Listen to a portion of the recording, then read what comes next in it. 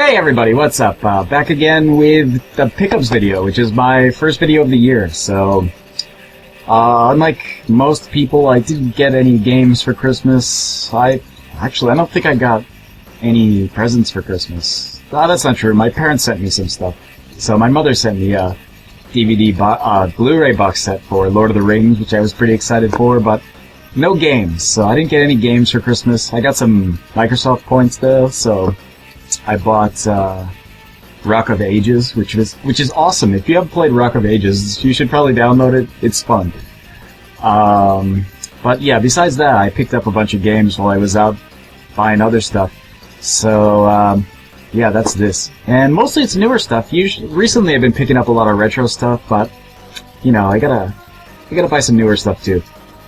Not new stuff though, because I still have a lot of stuff to play, and you know, some of the older, current generation stuff I can handle, but if I buy a new game, I figure I have to play it right away, or I'm kind of like wasting money if I don't, because, you know, the price will go down eventually, so I haven't picked up any new stuff. But, yeah, whatever. I'll get into it.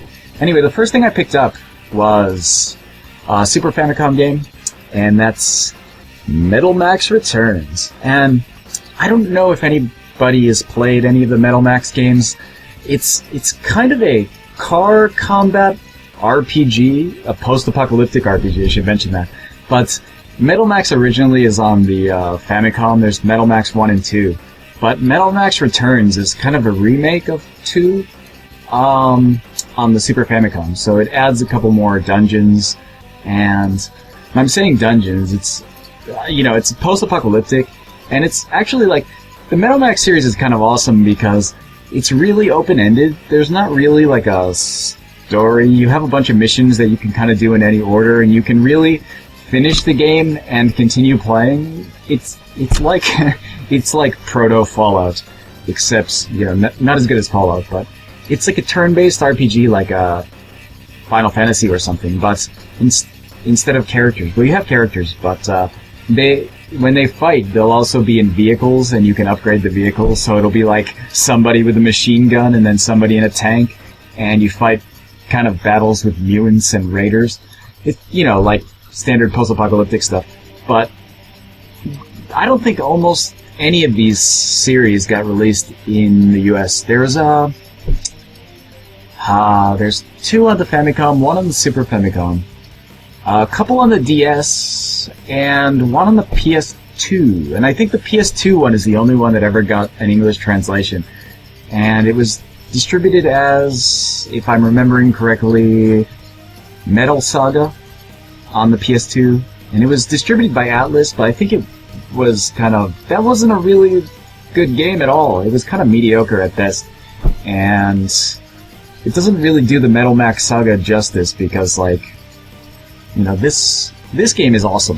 It's one of the better role-playing games on the Super Famicom, in my opinion at least. I really like the Metal Max series, and the DS ones are fun too. If you can get those, they're probably pretty cheap. Of course, there's no English, so it's probably not so fun to play. But for me, it's fun. So Metal Max on the Super Famicom I picked up. It's complete, boxed. Yeah, I'm not going to open it, but trust me, there's a manual in there.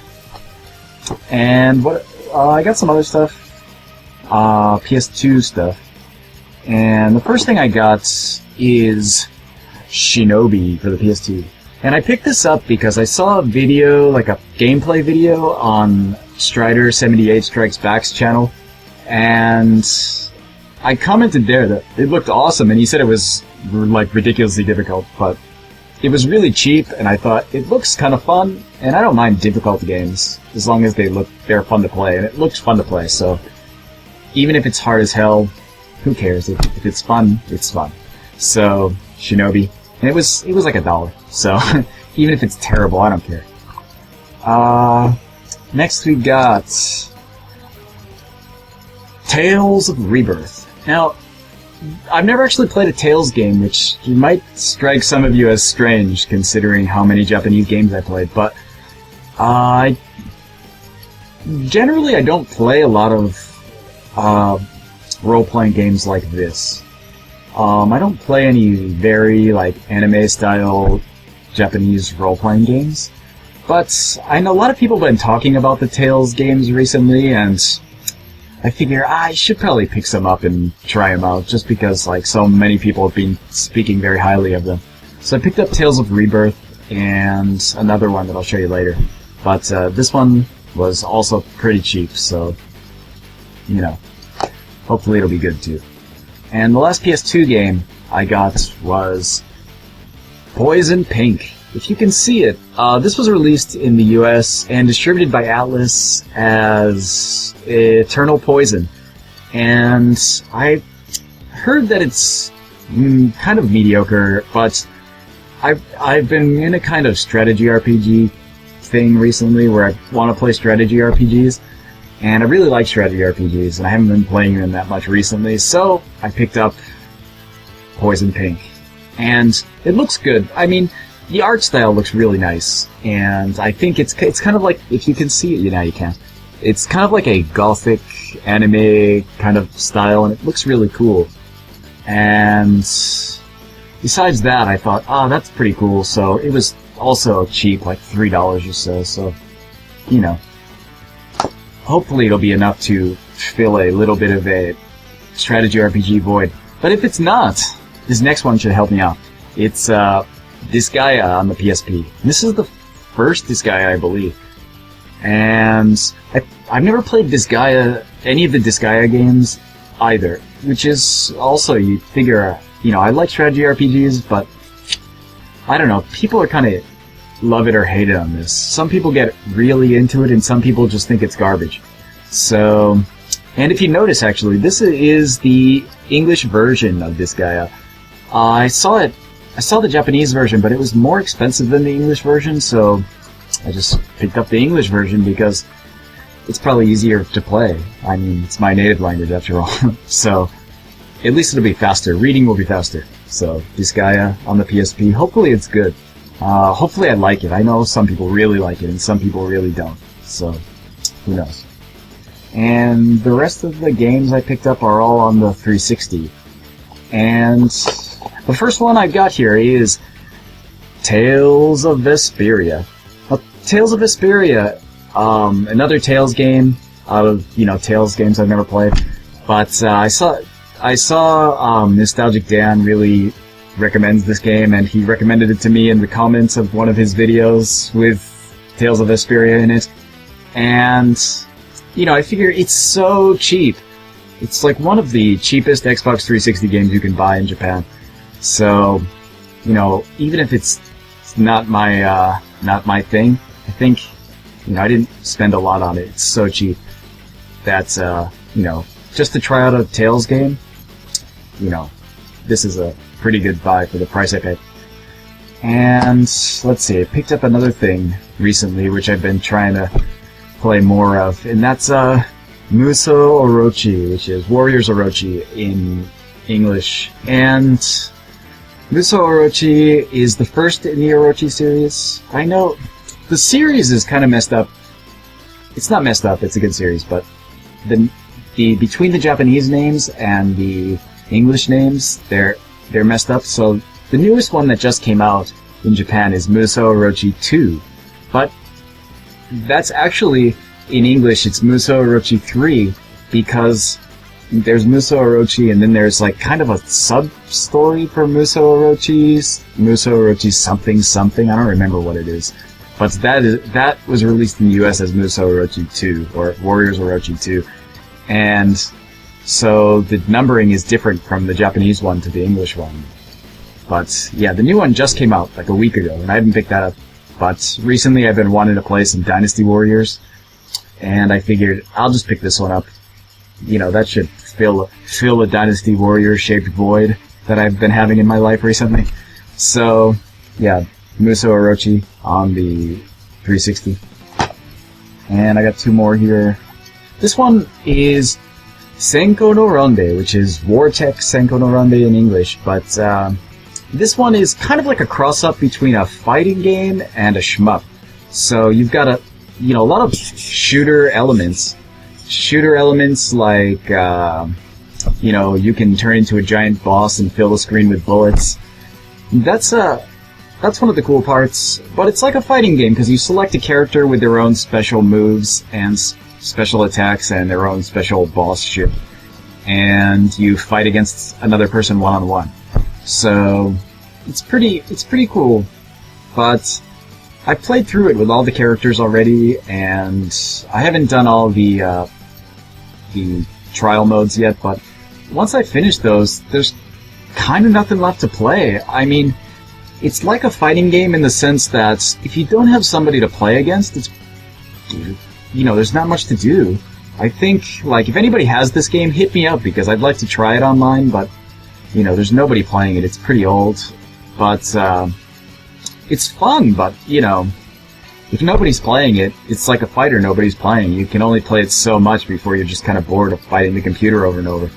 So, yeah, Cinco no Ronde, it's good. I like the idea and I like the gameplay, but it's, you know, if nobody's playing online, it's not really something you can handle for very long, I guess. But if anybody has it, definitely hit me up and we'll play.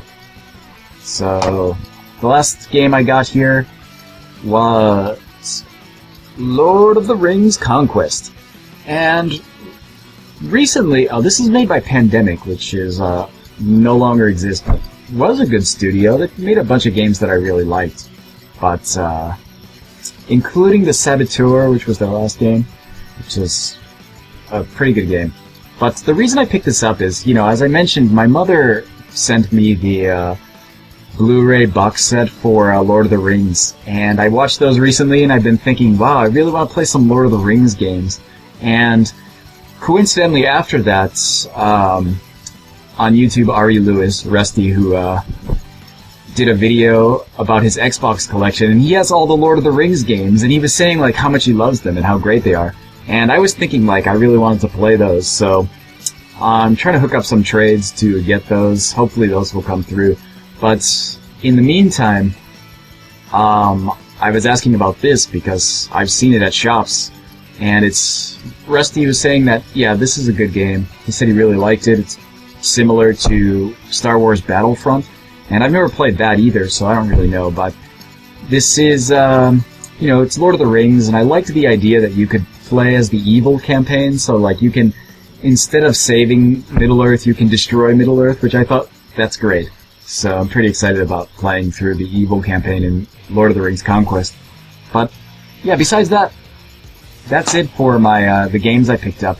But, coming up soon, if any of you guys listen to the cross-platform podcast, recently, somebody on there, 0x Shinobi, has been challenging me, shouted me out directly by name as someone he wanted to battle in King of Fighters 13, and, you know, I think both of us are probably not so great at it, but, you know, you can't call me out and not have me return the challenge. So we're gonna have like a kind of battle with commentary for King of Fighters 13 coming up, and for that, because I've been playing all my fighting games on the 360 with a controller, like I figured before I do that, I should remedy that situation. So I did, and I picked up this, which is the official King of Fighters 13 fight stick, and it's made by a Korean maker. It's not made by Hori or Mad Catz. But the reason I got this one is because first it's the Korean stick, which I prefer to the ball stick, and also it's multi-platform, so like you can use it with the Xbox and the PS3 and the PC, which is great.